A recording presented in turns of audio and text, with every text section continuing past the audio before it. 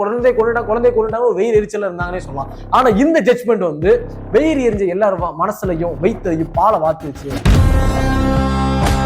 TikTok musically அப்பெல்லாம் 2018 வந்து அதான் இப்பெல்லாம் அப்பெல்லாம் இன்ஸ்டா ரீல்ஸ் அப்பெல்லாம் எதுவுமே கிடையாது.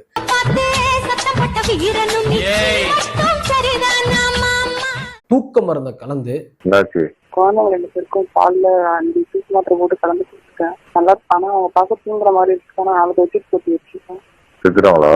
அவரோட ஆபீஸ்ல வந்து ஒர்க் அதிகமா இருக்கு, பேங்க்ல ஒர்க் அதிகமா இருக்கு அப்படின்னு சொல்லிட்டு நைட் அங்கேயே ஸ்டே பண்ணிட்டாராமா. அதனால ஒரு வீட்டுக்கு வரல. வீட்டுக்காரர் வருவாரா? இப்போ வருவாரா என்னன்னு தெரியல. வரலன்னா எனக்கு ஃபோன் பண்ணு, நான் சொல்ற இடம் வந்துட்டு நம்ம காலைல ஓடி போயிடலாம். பால் ஊத்தி வளர்த்த தன்னோட குழந்தைங்களை மயக்க மருந்து கலந்த பாலை கொடுத்து சாவடிச்சு. ஹவுஸ் ஓனர் இருக்காங்களா பாரு. 11 மணி ஆகுது, யாரும் இருக்க மாட்டாங்க. யாருமே இல்ல வெளியே. யாரும் இல்ல. எனக்கும் ஹோட்டல்ல வேலை முடிய போகுது, முடிஞ்சிச்சு, நானும் வரேன். பிரியாணி அபிராமி இவங்க யாரு, என்ன பண்ணாங்க, எப்படி நடந்தது எல்லாருக்கும் தெரியும். ஒருவேளை யாருக்காவது தெரியல அப்படின்னா நான் ஒரு ஷார்ட்டா அவங்க என்ன பண்ணாங்க அப்படின்னு நான் சொல்றேன். அபிராமி அதுக்கப்புறம் விஜய் இவங்க 2 பேரும் புதுசாக கல்யாணம் ஆன தம்பதிகள். விஜய் வந்து பாத்தீங்க அப்படின்னா ஒரு பேங்க்ல பிரைவேட் எம்ப்ளாயா ஒர்க் பண்ணிட்டு இருக்காரு. இவங்களுக்கு 2 அழகான குழந்தைங்க. அவர் பேங்க்ல ஒர்க் பண்றதுனால இங்க வந்து குன்றத்தூர்ல வேலை பார்க்கறாரு. ஸோ அதனால பக்கத்துல வீடு வந்து பாத்துக்கலாம் அப்படின்னு சொல்லி பக்கத்துல வீடு ஒன்று பார்த்துருக்காரு. இதுவும் எதனால அப்படின்னா அபிராமியோட அம்மா அப்பா வீடு வந்து பக்கத்துல இருக்கு, ஓகே ஒரு சேஃபா இருக்கும் அப்படின்றதுக்காக இங்க வந்து அவங்க நல்லா சந்தோஷமே வாழ்ந்திருக்காங்க அப்படின்னே சொல்லலாம். இதுக்கப்புறம் இடையில வந்து நம்ம அபிராமி வந்து பார்த்தீங்கன்னா ஹவுஸ் ஒய்ஃப், அவங்க எதுவும் வேலைக்கு போல, அவங்க வீட்டில் சும்மா தான் இருக்காங்க. அவங்கள்ட்ட வந்து ஒரு ஸ்கூட்டர் ஒன்று இருக்கு, ஸ்கூட்டி ஒன்று வாங்கி கொடுத்துருக்காரு. அது எதுக்காக அப்படின்னா தன்னோட 2 குழந்தைங்களையுமே ஸ்கூலுக்கு பத்திரமா அழைச்சிட்டு விட்டு பத்திரமா அழைச்சிட்டு வரணும், இவ்வளவுதான். மித்தபடி அவங்களுக்கு எந்த ஒரு வேலையும் இல்லை. நார்மலாக வீட்டில் ஹவுஸ் ஒய்ஃப் பண்ற வேலை அது மட்டும் தான் இருக்க போகுது.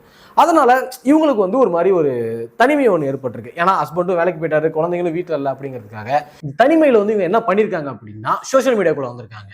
ஒரு சோஷியல் மீடியால நமக்கு எவ்வளவு ஒரு நல்ல விஷயம் இருந்தாலுமே இப்படி ஒரு சில பண்ற விஷயத்தினாலதான் சோசியல் மீடியாவுக்கு ஒரு பேட் நேமாவே வந்திருக்கு அப்படின்னே சொல்லலாம்.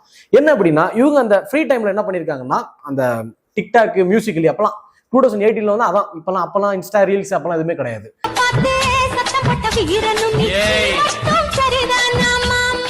அதுவும் அவங்க வந்து பெரிய தீவிரமான ரஜினி ஃபேன். ஆமா, Rajini dialogue, Rajini song, Rajini dance அப்படின்னு சொல்லி அவங்களோட மியூசிக்கலி அக்கௌண்ட் வந்து ரொம்பவே ரீச்சாவே வச்சிருந்திருக்காங்க. அபிராமி கணவர் விஜய் வந்து தன் குடும்பத்தை எல்லாருமே அழைச்சிட்டு போய் பக்கத்துல இருக்க ஒரு பிரியாணி கடையில சாப்பிட வாங்கி கொடுத்துருக்காரு. அந்த இடத்துல எல்லாருமே ஒன்னா தான் சாப்பிட்டு இருக்காங்க.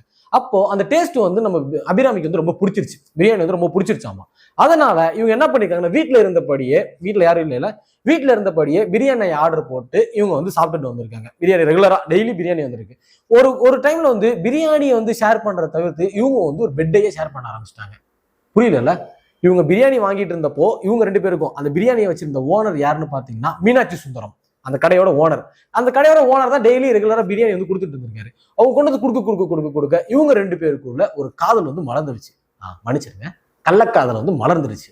அதுக்கப்புறம் இவங்க 2 பேரும் ஒன்னா சேர்ந்து ஊர் சுத்துறது என்ன, அதுக்கப்புறம் வெளில போறது என்ன, அப்படி இப்படின்னு சொல்லிட்டு ரொம்ப ஒரு என்ன சொல்றது ஒரு காதலர்கள் போல வளம் வந்திருக்காங்க ஊரைய.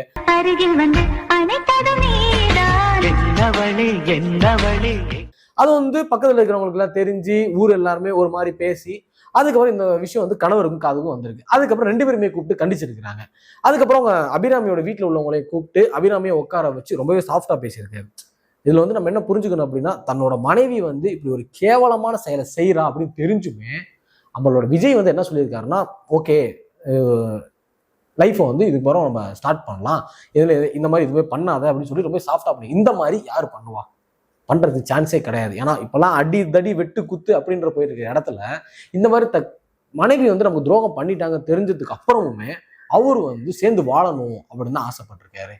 சரி, இது கேட்டாவது ஒண்ணு ஒழுங்கா இருந்துக்கலாம்ல. ஒரு பழமொழி ஒன்று சொல்லுவாங்கல்ல, என்னன்னா நாயக் குழுப்பான் நடுவீட்டில் வச்சாலும் அதோட புத்தி வந்து எங்கேயோ போவோம் அப்படின்னு சொல்லுவாங்களா. அந்த மாதிரி இந்த பிரச்சனை நடந்தது. அதுக்கப்புறமே இவங்க வந்து விஜயோட வந்து காணாம போயிருக்காங்க, எங்க போனாங்க அப்படின்னே தெரியல. அதுக்கப்புறம் குடும்பத்தினர் எல்லாமே சேர்ந்து அவங்களை கண்டுபிடிச்சி மறுபடியும் வீட்டுக்கு அழைச்சிட்டு வந்து இந்த மாதிரி பண்றதுனால குழந்தைங்களோட எதிர்காலம் தான் வந்து அஃபெக்ட் ஆகுது, இந்த மாதிரி மேலும் பண்ண வேணாம் அப்படின்னு சொல்லி மறுபடியும் அட்வைஸ் பண்ணியிருக்காரு. தங்கமான மனுஷனா இருந்திருக்காரு அவரு. ஏன்னா இவ்வளவு பண்ணியுமே அட்வைஸ் பண்ண ஓடி போயுமே கூட்டு வந்து அட்வைஸ் பண்றாருல, எதுக்காக? தன் குழந்தையோட எதிர்காலத்துக்காக, அந்த குடும்பம் வந்து உடஞ்சிடக்கூடாது அப்படின்ற ஒரே ரீசனுக்காக. இதுக்கப்புறமும் கரெக்டா இருந்துக்கலாம்ல, புத்தி ஒழுங்கா இருக்குமா? அந்த மாதிரி இல்லை. இதுக்கெல்லாம் முழுக்க காரணம், இந்த கொலைக்கு வந்து முழுக்க காரணமே யாரு அப்படின்னு பார்த்தோம் அப்படின்னா அந்த மீனாட்சி சுந்தரம். யாரு? அந்த கள்ளக்காதலன் ரோமியோ அவர் முழுக்க முழுக்க காரணம்.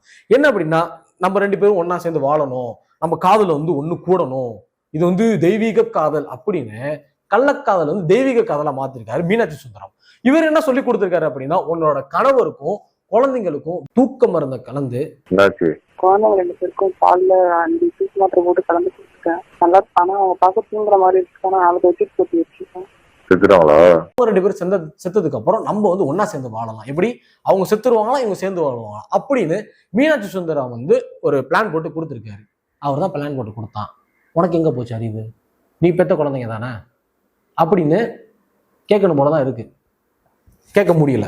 அந்த மாதிரிதான் இப்ப இது மூலியமா தான் நானே கேட்டுக்கிறேன்.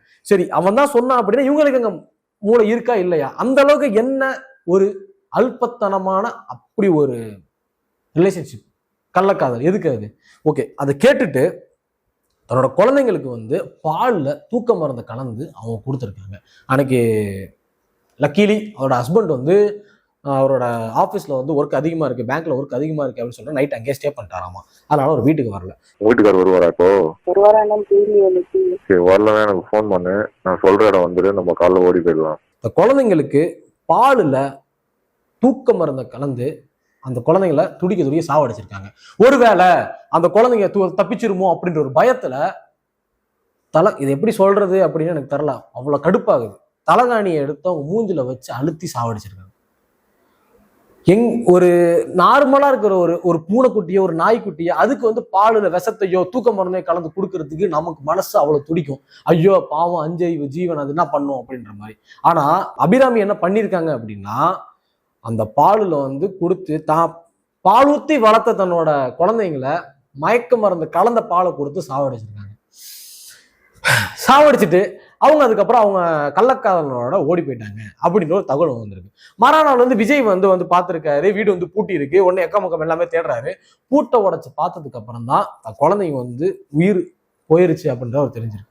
தன் குழந்தைங்களுக்காக என்ன ஒரு தப்பு பண்ணாலும் குடும்பத்தை சேர்க்கணும் அப்படின்னு நினைச்ச அந்த மனுஷன் அந்த குழந்தைங்களை பார்த்தோன்னா அவனோட ஃபீலிங்ஸ் வந்து எப்படி இருக்கும், எனக்கு என்ன எப்படி சொல்றது, என்ன வார்த்தைகளே இல்லை. அவர் எந்த மாதிரி ஒரு சஃபர் ஆயிருப்பாரு அப்படின்னு. அதுக்கப்புறமா அபிராமி வந்து கோயம்பேடுல வந்து ஸ்கூட்டரை போட்டுட்டு பஸ்ல ஏறி ஏதோ ஒரு ஊருக்கு போயிருக்காங்க. இது வந்து போலீஸ்காருக்கு வந்து ஒரு சந்தேகம் வந்திருக்கு. யாரு மேல அப்படின்னா மீனாட்சி சுந்தரத்து மேல சந்தேகம் வந்து மீனாட்சி சுந்தரத்தை பிடிச்சி விசாரிச்சிருக்காங்க. அப்பதான் தெரிஞ்சிருக்கு மீனாட்சி சுந்தரம் வழியா அவங்க கால் பண்ணி பேசியிருக்காங்க. யார்கிட்ட? அபிராமிகிட்ட பேசியிருக்காங்க. அப்ப அபிராமி என்ன சொல்லியிருக்காங்கன்னா, நான் நாகர்கோயில்ல இருக்கேன், நீயும் வந்துரு, நம்ம இங்கேயே ஒன்னா வாழலாம் அப்படின்னு சொல்லி அபிராமி சொல்லியிருக்காங்க. உடனே இவங்க போலீஸ்காரங்க எல்லாருமே வந்து மீனாட்சி சுந்தரத்தை அழைச்சிட்டு போய் அபிராமி அரெஸ்ட் பண்ணி ஜெயில போட்டாங்க. 2018 ஜெயில போட்டாங்க. இது சம்பவம் நடந்தது என்னைக்கு அப்படின்னா, ஆகஸ்ட் 31 நைட்டு நடந்துச்சு. செப்டம்பர் 2 தூக்கி 2 பேரும் ஜெயில போட்டாங்க. 2018 நடந்த நியூஸை பத்தி இப்ப நம்ம ஏன் பேசிட்டு இருக்கோம், நான் ஏன் இதெல்லாம் உங்கள்கிட்ட சொல்லிட்டு இருக்கேன் அப்படின்னா, இப்போ ஜூலை 24 நடந்த ஃபைனல் ஜட்ஜ்மெண்ட் இவங்களை பத்தின என்ன அப்படின்னா, என்ன சொல்றது, இவங்க 2 உயிரை கொண்டுட்டாங்க அப்படின்றப்போ வெறும் ஆயுள் தண்டனை கொடுத்துட்டா 7 வருஷம் ஜெயில இருந்துட்டா போதுமா? 2 உயிர் போயிருச்சு, அதுக்கான விடிவு இதுதானா? குழந்தைய கொண்டுட்டாங்க, 7 வருஷம் ஜெயில இருந்துட்டு வெளில வந்துட்டா போதுமா அப்படின்ற கோபம் எல்லாருக்குமே இருந்துச்சு. மக்கள் மனதுல எல்லாருமே ஒரு வெயிர் எரிஞ்சிச்சு அப்படின்னு சொல்லலாம். 2 உயிரை கொண்டுட்டாங்க அப்படின்றப்ப எல்லாருமே குழந்தைய கொண்டுட்டாங்க ஒரு வெயிர் எரிச்சல இருந்தாங்கன்னே சொல்லலாம். ஆனா இந்த ஜட்ஜ்மெண்ட் வந்து வெயிர் எரிஞ்ச எல்லாரும் மனசுலையும் வைத்தையும் பாலை வாத்துருச்சு அப்படின்னு சொல்லலாம். என்ன நடந்துச்சு அப்படின்னா, இப்ப லாஸ்டா நடந்த ஜட்ஜ்மெண்ட்ல, அதாவது ஜூலை 24, 2025 காஞ்சிபுரம் கோர்ட்ல நடந்த ஜட்ஜ்மெண்ட்ல ஜட்ஜ் சம்மல் அவர்கள் என்ன சொல்லியிருந்தாரு அப்படின்னா, குழந்தைய கொன்ன உனக்கு வந்து எந்த ஒரு அனுமதியுமே கிடையாது, நீ வாடத்துக்கு முதல்ல உனக்கு அருகதே கிடையாது. அபிராமிக்கும் மீனாட்சி சுந்தரத்துக்கு என்ன தண்டனை கொடுத்திருக்காங்க அப்படின்னா, காலம் ஃபுல்லா ஆயுள் தண்டனை, நீ வந்து வெளியே வர முடியாது, கடைசி வரைக்கும் உள்ளே இருந்து சாக வேண்டியதான் அப்படின்ற ஒரு பயங்கரமான ஒரு முடிவை தான் சம்மல் அவர்கள் வந்து கொடுத்திருக்காங்க. இது வந்து எல்லாரும் மனசுல பாலை வார்த்திருக்க 7 வருஷம் ஜெயில இருந்துட்டு இப்ப வந்துட்டு மறுபடியும் ஆயுள் தண்டனை போய் சாவு அப்படின்ற மாதிரி கொடுத்திருக்காங்க. இப்ப இதுக்கு வந்து அபிராமி என்ன சொல்றாங்க அப்படின்னா, நான் வந்து 7 வருஷம் ஆல்ரெடி ஜெயில இருந்துட்டேன், எனக்கு வந்து 70 வயசு இருக்கிற அப்பா அம்மா இருக்காங்க, அவளை நான் தான் பாத்துக்கணும் அப்படின்னு சொல்லி. அப்பா அம்மாவை பாத்துக்கணும்னு நினைக்கிற நீ 2 குழந்தைங்களை பாத்துக்கணும்னு நினைக்கவே இல்லை, அது எப்படி? இந்த அளவுக்கு உனக்கு வந்து பெத்தவங்க மேல உனக்கு இருக்கிற அக்கறை தான் பெத்த குழந்தைங்களுக்கு சுத்தமா இல்லையே, கொண்டு போட்டு நீ பாட்டுக்கு போயிட்டியே அப்படின்ற கோவம் தான் எல்லாருக்குமே இருக்கு. ஓகே, இதுக்காக ஜட்ஜ் என்ன சொல்றாங்க அப்படின்னா, இது வந்து நீ பண்றதுக்கு முன்னாடி யோசிச்சிருக்கணும், பண்ணவளுக்கும் பண்ண தூண்டினவளுக்கும் ஒரு சரியான தண்டனை, 2 பேருக்குமே ஆயுள் தண்டனை கொடுத்து முடிச்சிருக்காங்க. இதை பத்தி இப்போ என்ன சொல்றது, இப்ப இது வந்து அவங்க உள்ள போயிட்டாங்கன்னு வச்சுக்கோங்களேன், ஆயுள் தண்டனை கடைசி வரை இருக்க போறாங்க. இந்த 2018 இவங்க பண்ண இந்த ஒரு விஷயத்தினால ஒரு புது சட்டமே ஒண்ணு வந்துச்சு. அது யாருக்கு தெரியும் அப்படின்னு தெரியல. பெண்கள் வந்து விருப்பப்பட்டாங்க அப்படின்னா யார் கூட வேணா இருக்கலாம் அப்படின்ற ஒரு சட்டம். இந்த சட்டம் எத்தனை பேருக்கு தெரியும் அப்படின்னு தெரியல. ஆனா பசங்க பண்ணாங்கன்னா அது ஒரு குற்றம். இது வந்து ஒரு வேற டாபிக். அதை பத்தி நம்ம இன்னொரு இதுல பேசலாம். இப்ப இது இந்த மாதிரி ஒரு சட்டம் வந்து இவங்களுக்காகவே வந்துச்சு. என்னன்னா ஒரு தன்னோட குழந்தைய கொன்னுட்டு இன்னொருத்தவங்கள போற அளவுக்கு இவங்க யோசிக்கிறாங்க அப்படின்னா அப்போ வந்து ஓகே ப்ராப்பரா இப்ப நிறையவே இருக்கு. டிவோர்ஸ் இருக்கு, டிவோர்ஸ் பண்ணிட்டு போறாங்க. கல்யாணம் பண்ணி ஒரு மாசம் டிவோர்ஸ் பண்ணிட்டு போயிட்டே இருக்கிறாங்க இல்ல. அந்த மாதிரி டிவோர்ஸ் பண்ணிட்டு போயிருக்கலாம், பிடிக்கலான்னு சொல்லிட்டு மூஞ்சல் துப்பிட்டு போயிருக்கலாம், என்ன வேணா போயிருக்கலாம். இப்போ 2 நாளைக்கு முன்னாடி சுரேஷ்குமார் அப்படின்றவர் வந்து தன்னோட குழந்தைய வந்து கழுத்துறது கொண்டு போட்டிருக்காரு. இப்போ 2 நாளைக்கு முன்னாடி நடந்த நியூஸ். இன்னுமே அந்த குழந்தைங்களை கொல்றது, கணவன் மனைவி பிரச்சனை, சண்டை எல்லாமே இன்னமும் நடந்துகிட்டு தான் இருக்கு. இந்த மாதிரியான கொடூர செயல் வந்து இன்னும் நடந்துகிட்டே தான் இருக்கு. இதை எப்படியாவது முற்றும்னு சொல்லி ஒரு புல் ஸ்டாப் போட்டு வைக்கணும். இல்லைன்னா நம்ம நாடே சுடுகாடாயிடும். இதை தான் நான் அந்த வீடியோ மூலமா நான் உங்கள்கிட்ட சொல்லணும் அப்படின்னு நினைச்சது. சரி, நாளைக்கு இன்னொரு கண்டனோட நான் வந்து உங்களை பார்க்குறேன். நான் உங்க விஜய் அபிஷேக். இது நம்ம எஸ்கே டெலிவிஷன். இந்த மாதிரியான நியூஸ் எல்லாமே நீங்க தெரிஞ்சுக்கணும் அப்படின்னா மறக்காம நம்ம எஸ்கே டெலிவிஷன் சப்ஸ்கிரைப்